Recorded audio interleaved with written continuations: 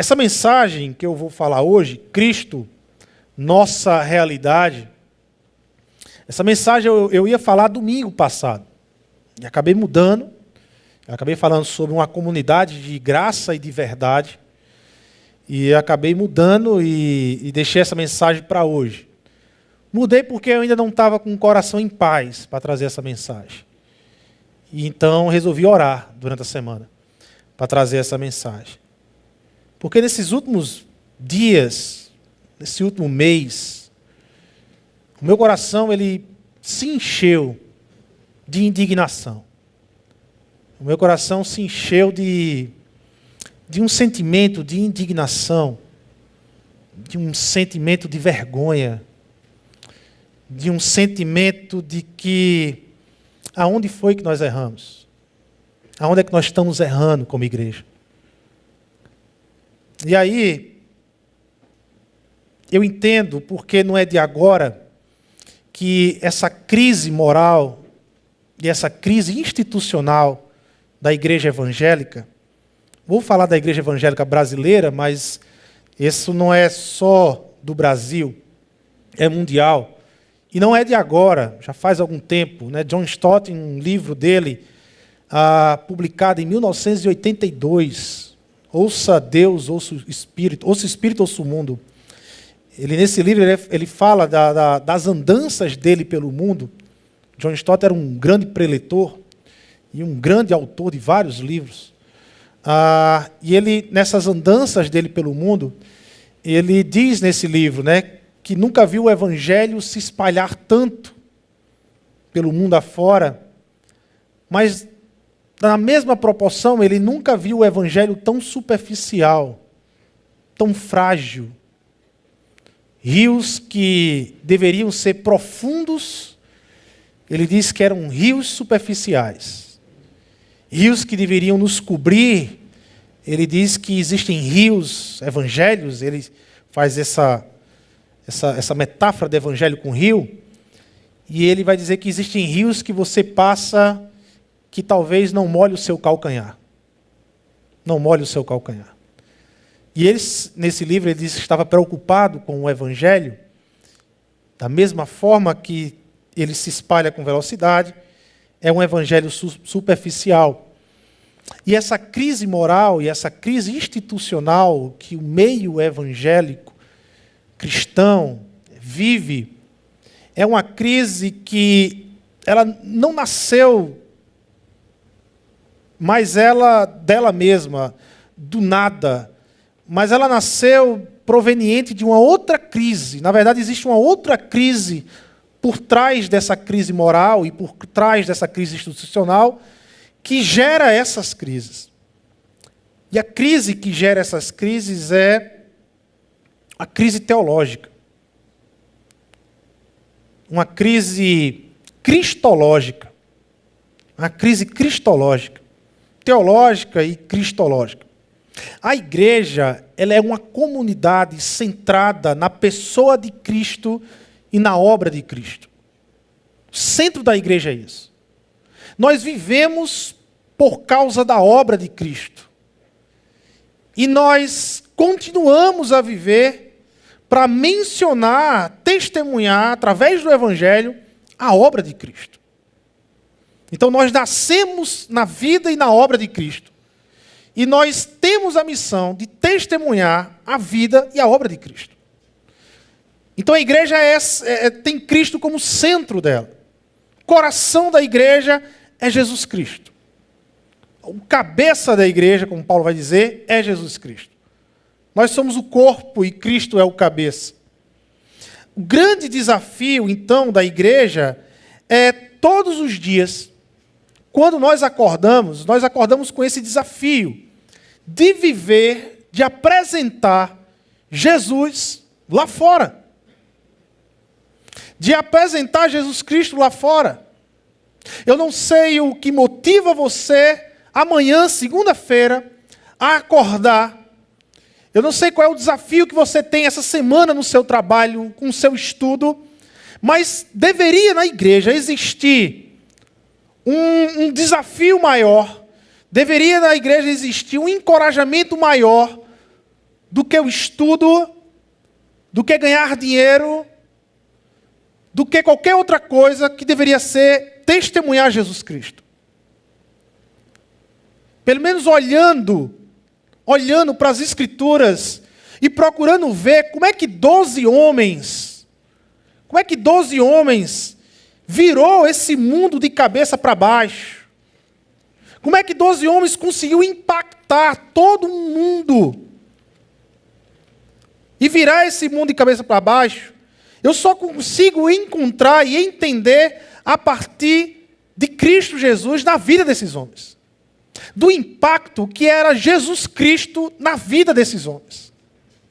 Eles deixaram todas as primícias, tudo aquilo que poderia ser primeiro na vida deles, e eles colocaram Jesus como primeiro na vida deles.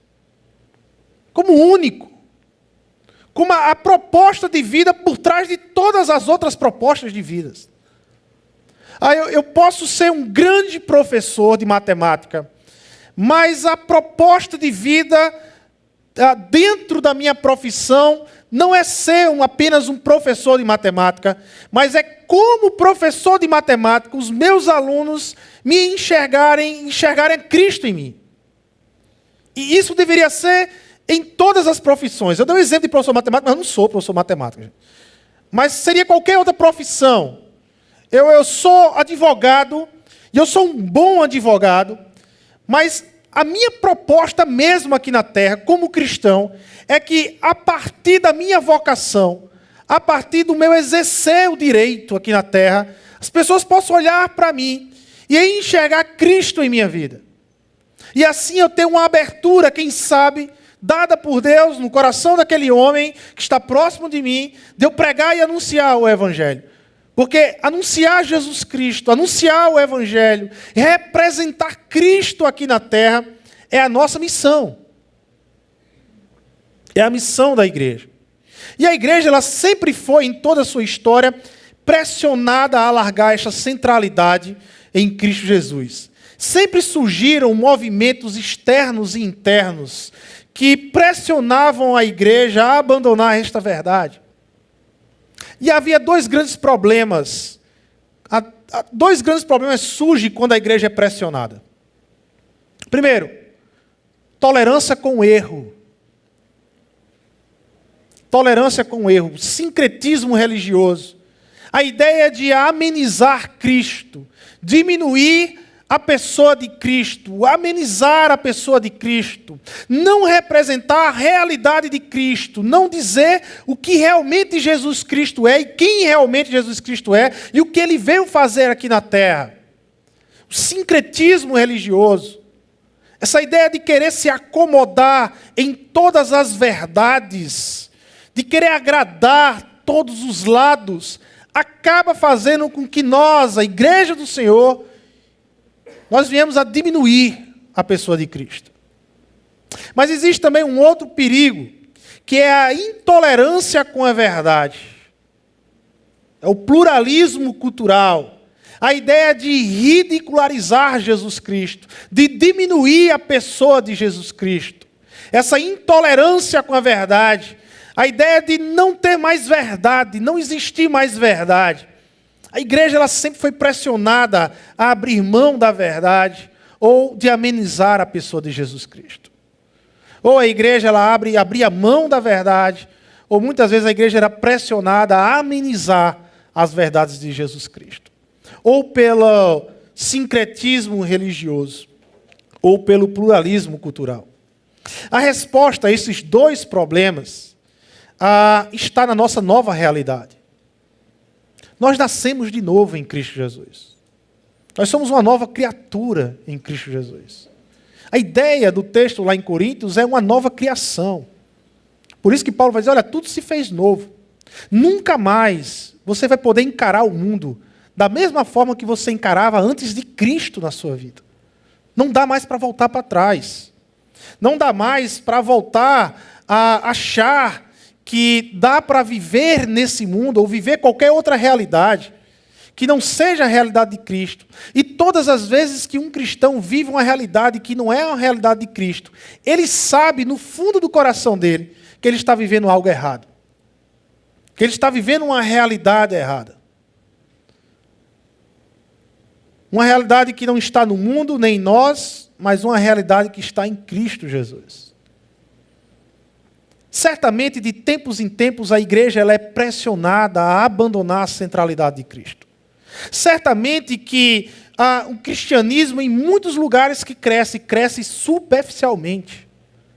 Cresce sem a raiz, a edificação principal que é Jesus Cristo. A compreensão principal que é Jesus Cristo. Mas parece que, em alguns momentos, em alguns tempos na história, a igreja ela é pressionada, e quando ela é pressionada, essa superficialidade, essa forma de estar em Cristo e ao mesmo tempo não saber quem é Cristo ou o que Ele fez por nós, parece que isso se torna mais latente, floresce mais, fica tão aparente a superficialidade que até um cego que não entende nada vai enxergar e entender que a igreja está deixando de ser igreja. Que a igreja perdeu o propósito de ser igreja e que a igreja deixou de ser sal e luz desse mundo para ser qualquer outra coisa, mas menos a representatividade de Jesus Cristo aqui na terra. Nessa guerra, ultimamente, de direita ou de esquerda, onde, pasmem, pessoas que julgam as outras pessoas, ou melhor, cristãos que julgam outros cristãos. Se você é cristão, você vota em candidato A. Se você votar em candidato B, você não é. Ou então, se você é cristão de verdade, você vota em candidato B. Se você votar em candidato A, você não é cristão. Pessoas que usam outras realidades que não é a realidade de Cristo, para julgar quem é crente ou quem não é crente. Mas, na verdade, essas pessoas não estão julgando a outra. Elas estão julgando o próprio Cristo Jesus. Elas estão julgando a obra salvífica de Cristo Jesus na cruz do Calvário. Elas estão dizendo para aquela outra pessoa que vai votar em candidato A ou B, tanto faz o candidato que você escolher, mas ela está dizendo que fulano que vota naquele candidato não é cristão, ela está julgando Cristo Jesus. Ela está colocando em dúvida a ação de Jesus Cristo na cruz do Calvário. E isso não é igreja. Isso não é ser igreja.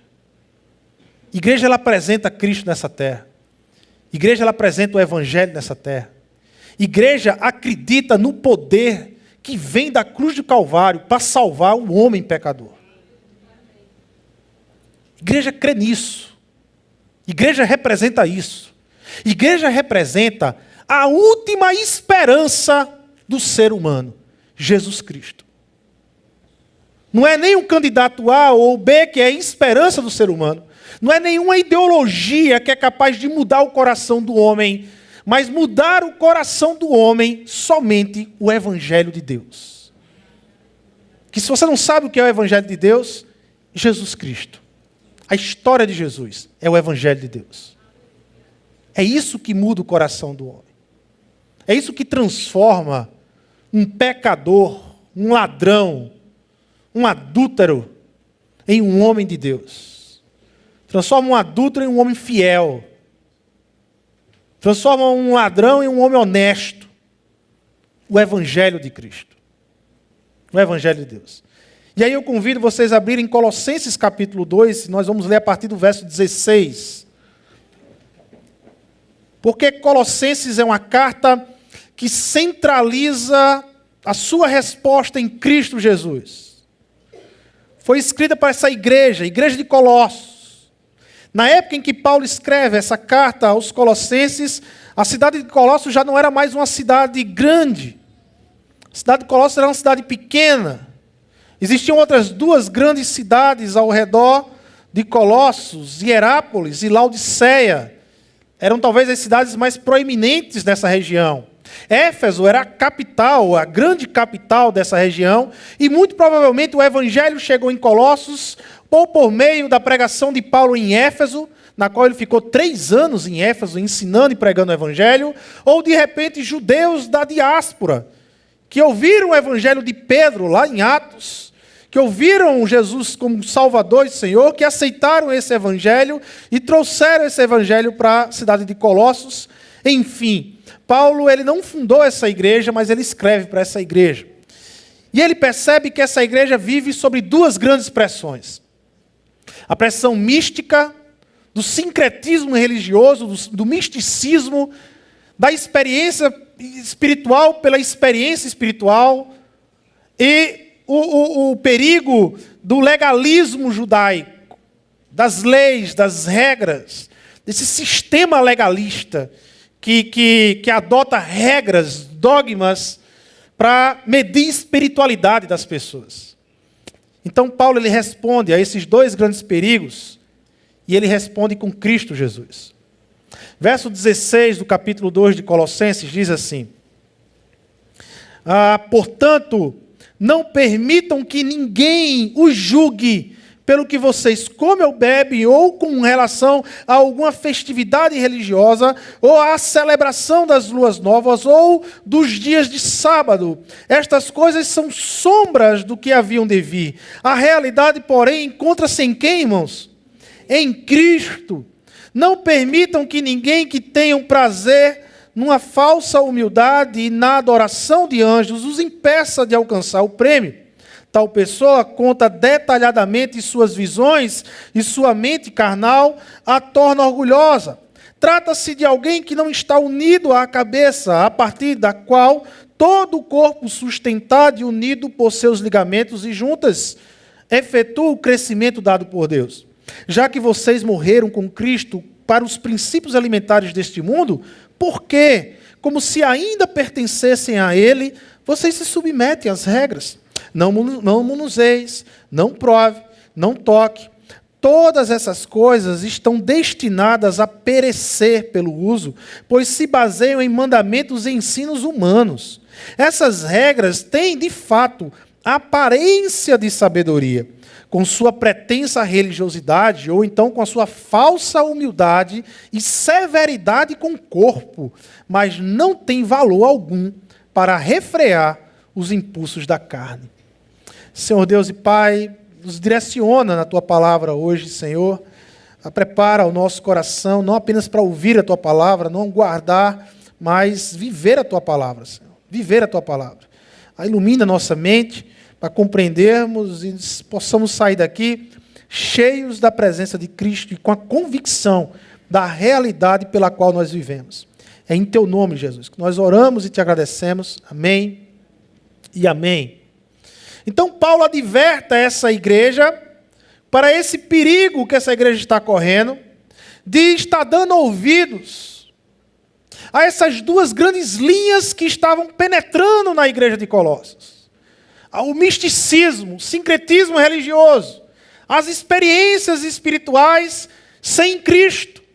Ou então o legalismo, todas as 2 linhas, tanto o misticismo, o gnosticismo, como o legalismo judaico, eles advogavam em prol de uma ideia de salvação.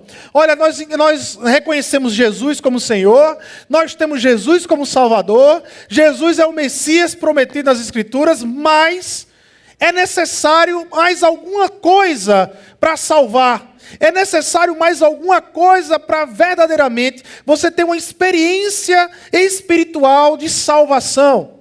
No misticismo, o gnosticismo, eles defendiam que era necessário vocês terem um conhecimento a mais, uma experiência espiritual com o mundo espiritual, com adorações de anjos, com essa realidade espiritual, para que essa realidade espiritual, esse conhecimento espiritual mais Cristo, lhe levava à salvação.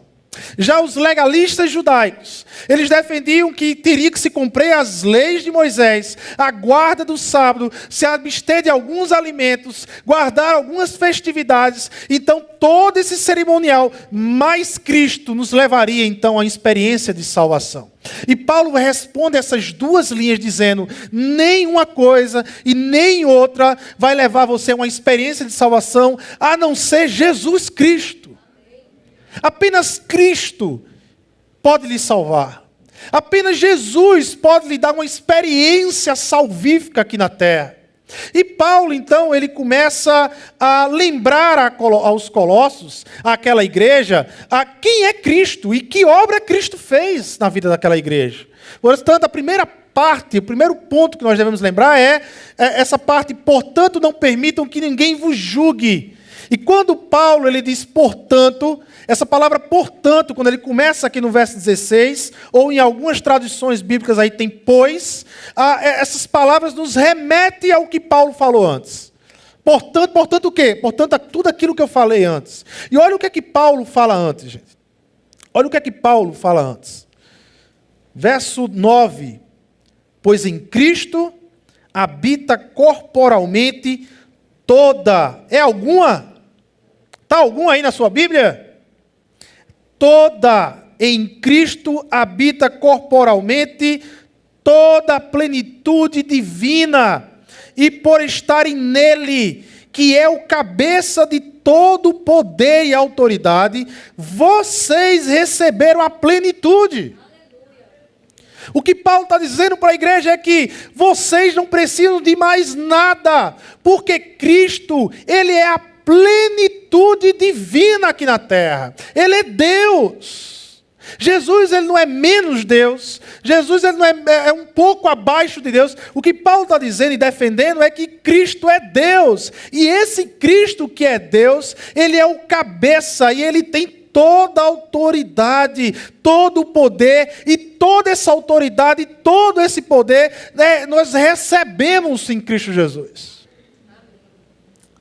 Não precisa procurar mais nada além disso. Além disso. E aí Paulo, ele começa a abater então no legalismo judaico. Paulo vai dizer assim, olha, nele também, verso 11, vocês foram circuncidados. A circuncisão era uma regra judaica, era uma lei mosaica, era a marca de que você pertencia à nação de Israel, era a marca que você pertencia a Deus. Então Paulo ele usa essa marca humana, carnal, e ele vai dizer assim, olha, nele também vocês foram circuncidados, não com uma circuncisão feita por mãos humanas, mas com uma circuncisão feita por Cristo, que é o despojado corpo da carne.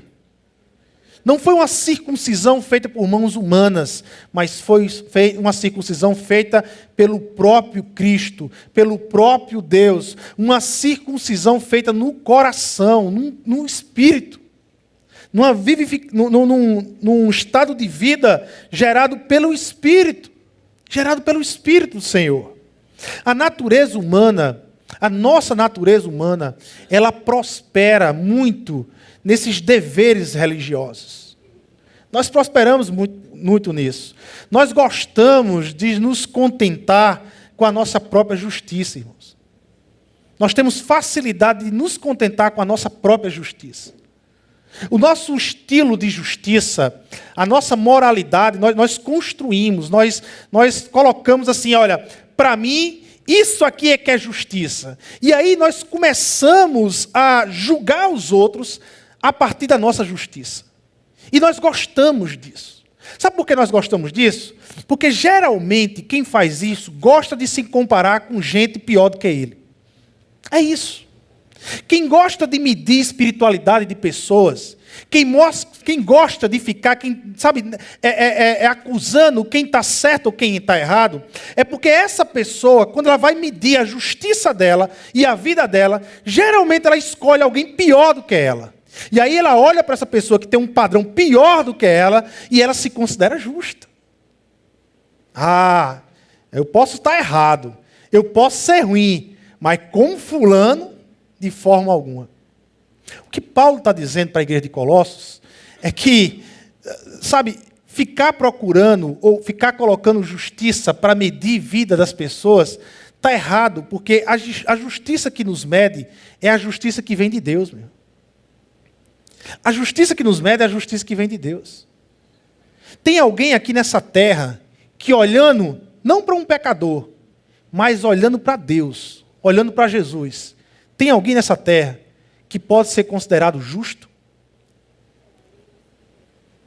Tem alguém nessa terra que pode simplesmente dizer assim: eu não preciso da graça e da misericórdia de Deus, porque em mim há uma justiça que eu posso chegar a me ser salvo? Ninguém.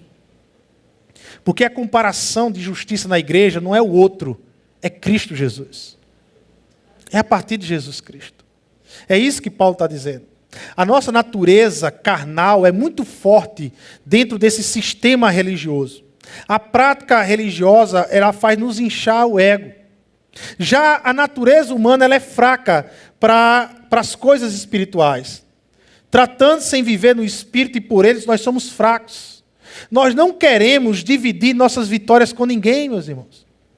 A verdade é que nós temos dificuldade de dividir nossas vitórias com alguém. Na verdade, nós temos dificuldade de dividir nossas vitórias com Jesus Cristo. Só que a Bíblia não diz que você deve dividir sua vitória com Jesus Cristo, não. A Bíblia diz que você deve entregar toda a vitória a Jesus Cristo.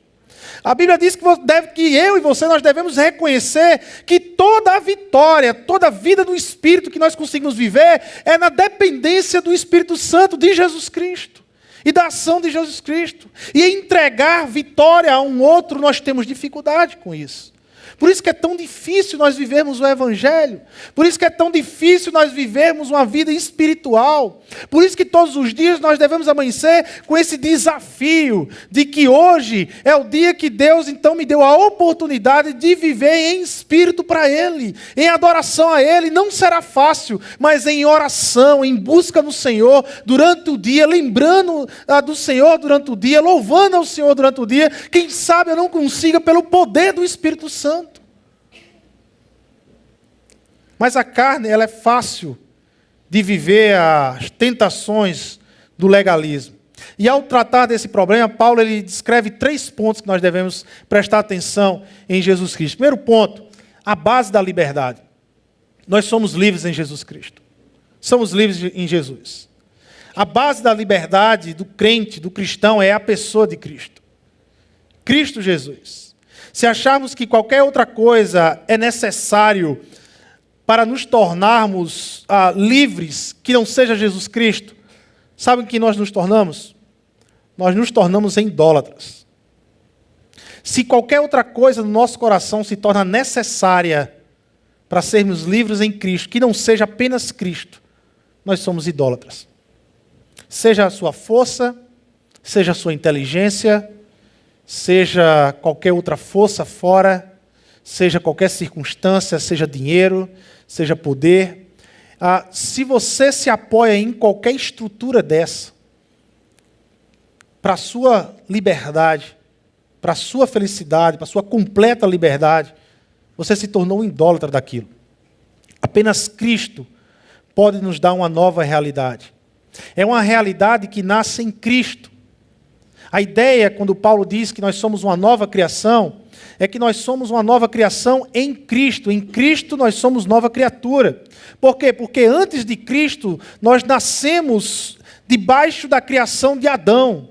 Porque antes de Cristo, a imagem e semelhança que nós conseguimos externar é a imagem e semelhança de Adão, do pecado. Mas agora em Cristo nós temos uma nova imagem e semelhança que foi imputada em nós, que é a imagem de Cristo Jesus. E é por essa imagem e semelhança que nós devemos viver todos os dias aqui na terra. Na cruz, toda a nossa dívida foi paga. Olha o que o apóstolo Paulo diz. Olha o que o apóstolo Paulo diz aqui. A partir do verso 14. E cancelou a escrita de dívida que consistia em ordenanças e que nos era contrária.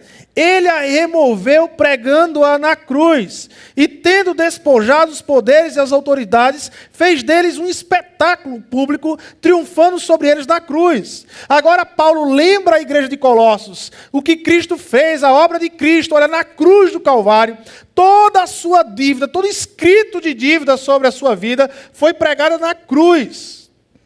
O que Paulo está lembrando a essa igreja é da obra de Jesus Cristo. Como é que vocês querem viver uma outra realidade, abandonar a realidade de Cristo com essa vitória na cruz do Calvário? Na cruz do Calvário, Jesus removeu aquilo que era impossível a gente remover: o pecado. A Bíblia, quando fala de pecado, ela fala, ela dá dois nomes a isso. Ela fala, às vezes, no singular, e às vezes ela fala no plural. Às vezes ela fala pecado e às vezes ela fala pecados. E a diferença desses dois nomes é que pecado faz referência ao pecado de Adão. É o pecado que nos separou de Deus. Esse pecado ninguém consegue tirar a não ser Jesus Cristo. E tirou na cruz do Calvário. Pecados, no plural, tem a ver com as nossas condutas morais, com o nosso comportamento. E esses pecados, eles são transformados em santificação, num processo de caminhada com Jesus, com o Espírito Santo, com a palavra dele, com a igreja dele. E nesse processo nós vamos nos transformando. E cada vez menos vai ficando a presença dos pecados em nossa vida. Mas o pecado, só Jesus poderia remover. Aquele que gera morte espiritual, aquele que gera separação de Deus, só Jesus poderia resolver. Por isso que João Batista, quando ele vê Jesus vindo, ele vai dizer, olha, lá vem aquele que tira o quê? Eis o Cordeiro de Deus que tira o pecado do mundo, e não os pecados do mundo.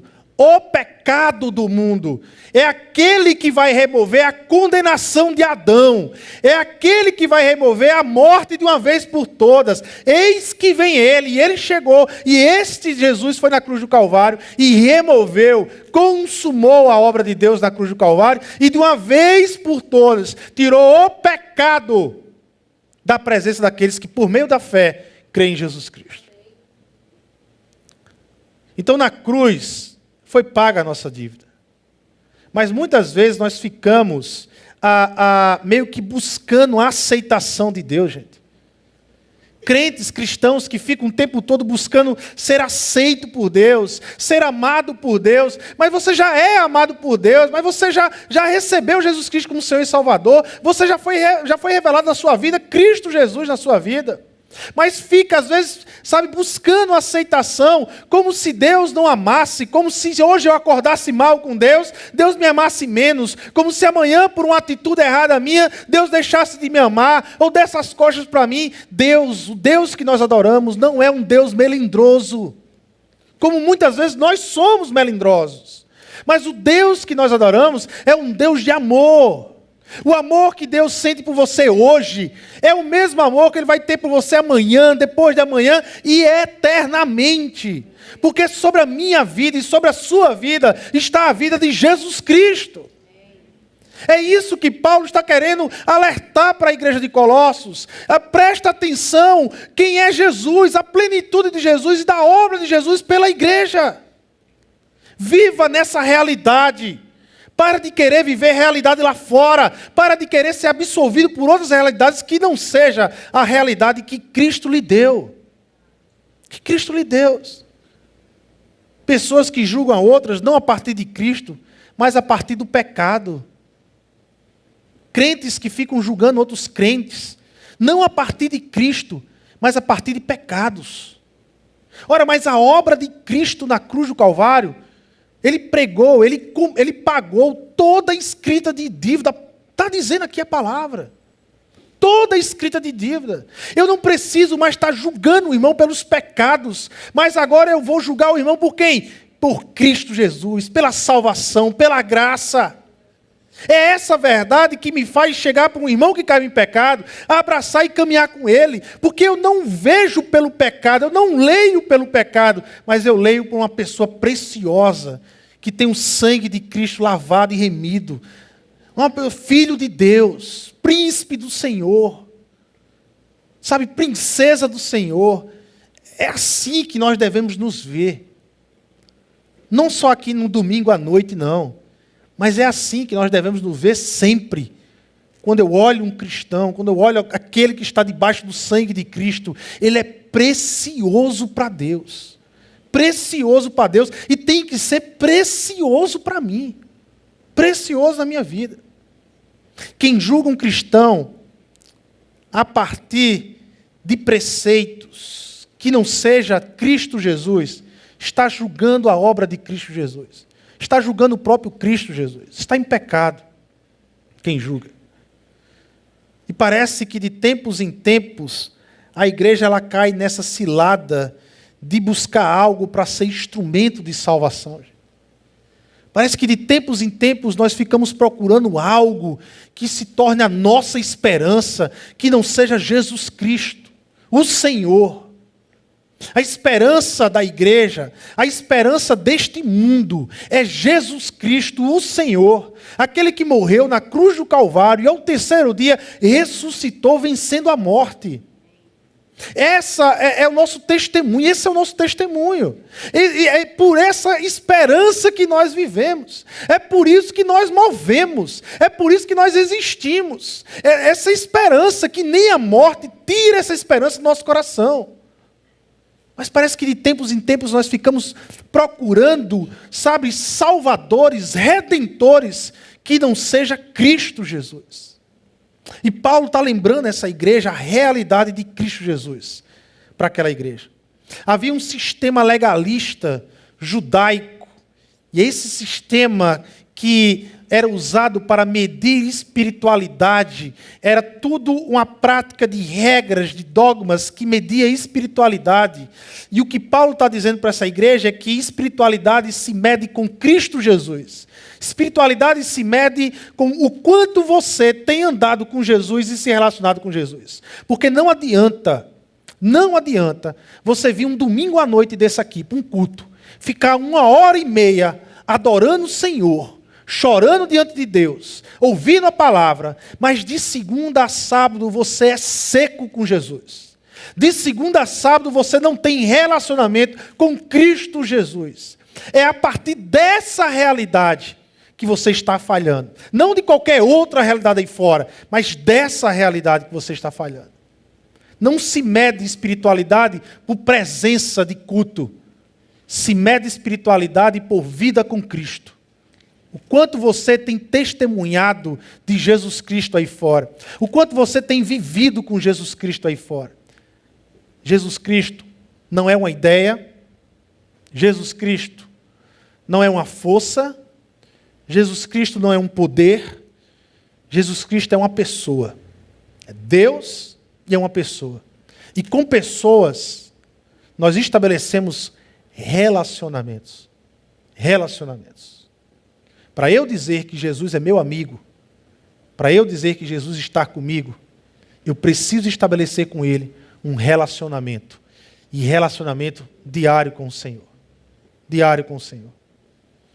As bênçãos da graça. Então Paulo vai dizer que essas coisas são sombras do que haveria de vir. Verso 17, a realidade, porém, encontra-se em Cristo Jesus. Não é que Paulo está dizendo que o Antigo Testamento não serve mais, mas o que Paulo está dizendo é que o Antigo Testamento era uma sombra, era algo que apontava para a realidade, que é Jesus Cristo. Agora, uma vez que essa realidade já chegou na terra, uma vez que essa realidade foi revelada aqui na terra, a minha vida agora não precisa mais estar pela sombra do Antigo Testamento, mas a minha vida agora precisa estar impactada e sendo vivida pela realidade que se revelou aqui na terra, que é Jesus Cristo. E é isso que Paulo está dizendo. Todo primeiro domingo de cada mês, nós fazemos aqui na nossa igreja uma ceia. E essa ceia, ela representa uma nova realidade da qual nós vivemos. Que realidade é essa? É a antiga aliança ou essa ceia é sobre a nova aliança? É a nova aliança. Todo primeiro domingo do mês nós declaramos como comunidade, nós declaramos como igreja que nós vivemos na perspectiva e na expectativa da nova aliança sendo estabelecida aqui na terra a partir de nossas vidas. É esse tipo de relacionamento que eu devo ter, então, com o Antigo Testamento. Mas Paulo traz outra advertência: ninguém se faça árbitro contra nós. Versos 18 e 19. Não permitam que ninguém que tenha prazer numa falsa humildade e na adoração de anjos os impeça de alcançar o prêmio. Paulo agora, ele para de falar do legalismo e agora ele vai para o misticismo, para essa experiência espiritual, pela experiência espiritual. E ele vai dizer, olha, não permitam que ninguém tenha o prazer numa falsa humildade e na adoração de anjos, os impeça de alcançar o prêmio. Tal pessoa conta detalhadamente suas visões e sua mente carnal a torna orgulhosa. O que Paulo está dizendo é que as experiências espirituais, seja ela qual for, das mais vitoriosas possível, a experiência espiritual da cura de um câncer, a experiência espiritual do sobrenatural, a experiência espiritual de qualquer experiência espiritual, não chega nem perto da experiência de ter Jesus Cristo como Senhor e Salvador da sua vida. É isso que Paulo está dizendo.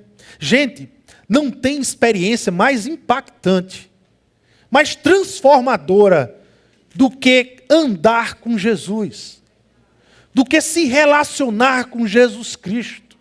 É uma experiência que aperta o nosso coração, é uma experiência que tira as nossas máscaras, mas que ao mesmo tempo nos enche de esperança nessa vida aqui na terra, na vida pós-terra, nos enche de esperança, que faz com que a gente olhe para os desafios da vida na perspectiva de que Cristo já venceu esse mundo. Mesmo as aflições que nos cercam, mas nós não nos fechamos nas aflições, nós não nos cegamos com as aflições, nós olhamos para as aflições, nós sentimos as aflições, mas na perspectiva que tem de bom ânimo, porque o nosso Senhor Jesus Cristo venceu esse mundo de valores caído, esse mundo que alienou a obra e a criação de Deus. Esse pecado foi vencido na cruz do Calvário. Ele foi vencido. Ele tem prazo de validade aqui nessa terra. Um dia os novos céus, a nova terra, essa nova ordem, onde Jesus vai reinar, onde o pecado não vai mais existir nessa terra, essa nova ordem um dia vai surgir na terra. Mas enquanto essa nova ordem não surge, enquanto esse novo céu e essa nova terra não surge aqui, nós, a igreja, somos aqueles que vivem o já e o ainda não. O já temos Cristo, o já estamos experimentando a ressurreição espiritual a partir do Espírito Santo, mas ainda não estamos plenos porque nós recebemos ainda um novo corpo. O já e o ainda não. E temos a responsabilidade de anunciar nessa terra o Evangelho. O reino já chegou. O reino está sendo estabelecido por Deus aqui nessa terra. Anunciar essa terra. O gnosticismo falava de um saber mais profundo e alguns estavam tentando introduzir isso na igreja de Colossos. Tanto o misticismo, o gnosticismo, ele se compara ao legalismo. Por quê? Porque os dois mexem com o ego do ser humano. Os dois mexem com aquilo que nós temos, a nossa pior face diante de Deus. Aquilo que nós temos de pior diante de Deus é o nosso egoísmo. Até coisas boas que às vezes nós fazemos aqui na terra, muitas vezes fazemos motivados, não para dar glória ao nome de Deus, não para apresentar Jesus Cristo aqui na terra, mas motivados por nós mesmos. Por nós mesmos. E aqui Paulo faz algumas observações. Primeiro, algumas espiritualidades elas são falsas humildades. Toda espiritualidade, todo mover espiritual que gera promoção do homem, cuidado. É falsa humildade. É falsa espiritualidade. Você quer saber se uma espiritualidade é correta? A espiritualidade ela é correta quando ela apresenta Jesus Cristo. Quando ela coloca Cristo acima de todas as coisas. Quando Jesus aparece nisso. Todo holofote que está no homem, cuidado com isso. Fuja disso. Falsas espiritualidades, elas são produzidas, segundo o apóstolo Paulo, longe do cabeça que é Cristo Jesus. Toda falsa espiritualidade está longe de Cristo, não está perto de Cristo. Está longe de Cristo. Sabe por quê, irmãos? Porque a espiritualidade verdadeira, é aquela que me faz reconhecer que sou pecador e carente da graça de Deus. Porque quanto mais eu procuro intimidade com Deus, porque quanto mais eu me aproximo de Deus, mais eu me sinto pecador. Porque não tem como um ser humano se aproximar de Deus, sendo ele pecador, e se aproximar de um Deus santo, e não ter no coração o sentimento de que é pecador. E não ter o coração do sentimento que necessita da graça e da misericórdia de Deus. E de não ter a profundidade, de saber a profundidade da graça e da misericórdia de Deus. Você só quer saber um pouco da profundidade da graça e misericórdia de Deus? Porque você quer entender um pouco mais profundo o que é graça e misericórdia? Tenha intimidade com Deus. Tenha intimidade com Jesus. Busque estar perto de Deus. Mas busque estar perto de Deus. E você vai ter uma noção do valor da graça e da misericórdia de Deus sobre a sua vida. O que fez de Paulo ser o apóstolo da graça? Intimidade com Deus. Proximidade com Cristo Jesus. Fazia dele entender a graça profundamente. Você pode fazer todo tipo de discurso, ou você pode fazer todo tipo de curso de restauração. Todo tipo de curso que surge aí. Eu fiz muitos cursos de restauração e fui muito abençoado por muitos cursos de restauração. E você pode fazer todo curso de restauração que possível surgir na sua frente. Mas se você não se relacionar com Cristo, se você não tiver Jesus Cristo como cabeça, nada disso vai adiantar. Nada disso vai adiantar. Nada vai mudar. Porque a verdadeira mudança ela vem a partir de Jesus Cristo. É a partir de Cristo Jesus na sua vida. Isso traz a mudança. Na última parte, Paulo diz assim, olha, não vos deixes escravizar. Paulo vai dizer, já que vocês morreram com Cristo para os princípios elementares deste mundo, porque como se ainda pertencesse a Ele, você se submete às regras. Ora, se você já está morto em Cristo Jesus, por que você ainda quer se submeter às regras? Se você já ressuscitou em Cristo Jesus, se você vive em Cristo Jesus, por que ainda você quer voltar aos fundamentos elementares? Aonde Cristo ainda não tinha sido revelado, aonde Cristo ainda não era a realidade. Mas muitas vezes, irmãos, muitas vezes, nós somos tentados a abandonar a realidade de Cristo e abraçar outras realidades. Muitas vezes nós somos envolvidos por lutas que não são nossas. Por lutas que representam uma outra realidade, que não é a realidade de Cristo.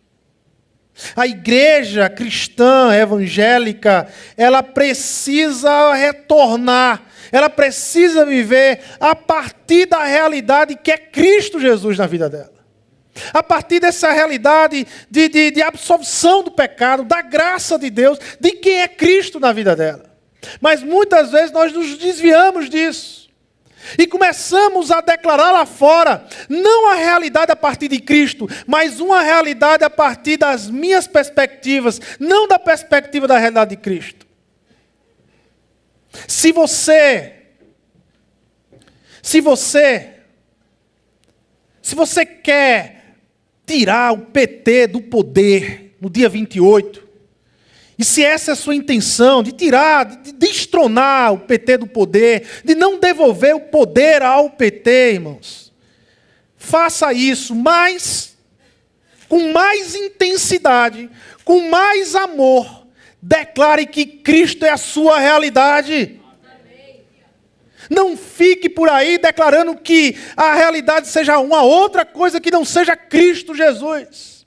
E se você quer devolver o poder ao PT, se você quer voltar ao governo do PT e devolver o PT, faça isso. Mas mais intenso do que isso, mais apaixonado do que isso, você precisa anunciar a realidade que é Cristo Jesus, que é o Evangelho. Sabe, a igreja aqui brasileira, pressionada por direita e por esquerda, com a maior facilidade do mundo, abandona a realidade do Evangelho, se envolve com outras realidades. A resposta A única resposta e o único caminho para nos consertarmos é voltarmos à realidade de Cristo. Sabe com que eu sonho? Eu sonho que na segunda-feira, em vez de postagem de candidato A ou B, e de fake news, e tanta mentira, sabe? E isso me envergonha. O que mais me envergonha é ver crente reproduzindo mentira na internet, gente. Isso é uma vergonha. Isso é uma vergonha para o Evangelho. Isso é uma vergonha para Cristo Jesus. Mas sabe, o meu sonho é que na segunda-feira, a partir da igreja aqui, da Igreja Batista Zona Sul, nós começamos um movimento de postar o Evangelho.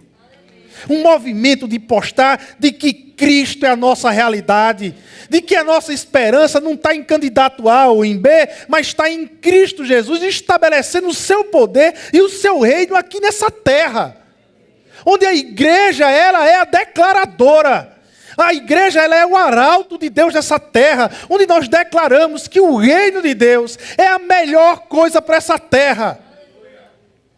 Sabe, nos enche, às vezes, de um espírito de indignação, porque nós trocamos nosso Senhor Jesus, aquilo que nós temos, o Evangelho, a maior história de amor que já existiu nessa terra, e nós trocamos o Evangelho para nos envolvermos com realidades que não é a de Cristo Jesus, que não representa a realidade de Cristo Jesus. Meu irmão, eu não sei em quem você vai votar no dia 28 e nem quero saber. Mas eu quero dizer isso para vocês, que independente de quem você vai votar dia 28, não permita que ninguém lhe julgue por isso. Porque quem tem que te julgar é Cristo Jesus. Porque sua realidade pertence a Cristo Jesus. Sua realidade não pertence a candidato A e nem a candidato B, mas é a Jesus Cristo que é a sua realidade. É a Jesus Cristo que é o centro da sua fé, o autor e consumador da sua fé. Portanto, independente em quem você vai votar no dia 28, a sua realidade é Cristo Jesus. Sua realidade é Cristo Jesus. Eu queria terminar com um louvor. Aí o pessoal do louvor deve estar olhando, louvor, vai louvar? Mas eu queria terminar com um louvor que os nossos irmãos, um louvor antigo, um louvor que pertence à igreja primitiva, um louvor que os nossos irmãos de Colossos, eles cantavam e passaram a cantar e a louvar o Senhor. Se encontra lá em Colossenses capítulo 1, a partir do verso 15. Que já até se tornou até um louvor mais novo, né, nos dias de hoje. Mas os nossos irmãos cantavam isso aqui. Fazia parte da doxologia de Paulo, da adoração de Paulo. Ele gostava de compor alguns louvores doutrinários. E eu queria terminar cantando, então, ou falando esse louvor, né? Melhor falar, né, Martinho? Capítulo 1, verso 15. Olha só que coisa linda. Ele é a imagem do Deus invisível, o primogênito, sobre toda a criação. Pois nele, Jesus, foram criadas todas as coisas nos céus e na terra, as visíveis e as invisíveis, sejam tronos ou soberanias, poderes ou autoridades. Todas as coisas foram criadas por ele e para ele. Ele é antes de todas as coisas, e nele tudo subsiste.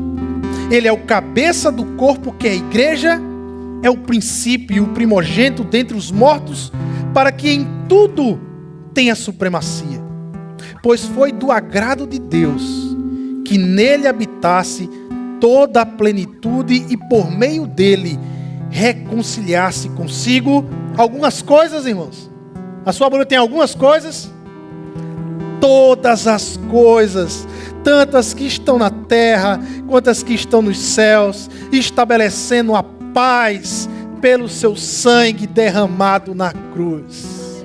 Meus irmãos, em Cristo Jesus, Deus está restaurando toda a sua criação, todo o universo está sendo restaurado, e um dia nós vamos viver nesse universo plenamente restaurado. Mas enquanto esse dia não chega, até lá, a nossa realidade aqui na terra, que possamos viver todos os dias debaixo da realidade de Cristo Jesus. É essa a nossa realidade. Amém? Vamos orar? Senhor Deus e Pai, nós queremos te agradecer, Senhor, por tua bondade e misericórdia. Obrigado, Senhor, por nos dar o teu Filho amado, Jesus Cristo, como a nossa realidade, Senhor. Uma realidade eterna, uma realidade salvífica, uma realidade que nos faz olhar não para a carne, mas para o Espírito. Não para o pecado, mas para a graça que vem do nosso Senhor Jesus Cristo. Uma realidade presente, transformadora, pessoal em nossas vidas, Senhor. Pai, muito obrigado. Porque é uma realidade que em meio, Pai amado, às lutas, que em meio às aflições nos traz paz. É uma realidade que mesmo diante que os nossos olhos vejam tanta injustiça, mas quando nós olhamos para Cristo, nós vemos a justiça que vem do nosso Senhor. E é essa justiça que o apóstolo Paulo diz, que é essa justiça que vai prevalecer. Não é a injustiça dos homens, não é a injustiça causada pelo pecado aqui na sua criação, Senhor, mas é a tua justiça que vai prevalecer, porque a tua palavra diz que um dia, todas as coisas serão restauradas. Um dia toda a sua criação se voltará para o Senhor por completo, com todo o coração para o Senhor, Pai. E nós vamos estar presentes nesse dia. Que possamos, Pai, sermos arautos, que possamos ser pregadores, anunciadores do Teu Evangelho. Anunciadores da Tua verdade, da Tua realidade e não da realidade de outros, mas da Tua realidade, porque foi para isso que a Tua igreja se estabelece no Teu poder e na Tua autoridade aqui nessa terra, Senhor. Que o amor de Deus, Pai, que a graça grandiosa do nosso Senhor Jesus Cristo, que a consolação e a comunhão que vem do Espírito Santo nos preencha todos os dias da nossa vida, Senhor. Todos os dias da nossa vida.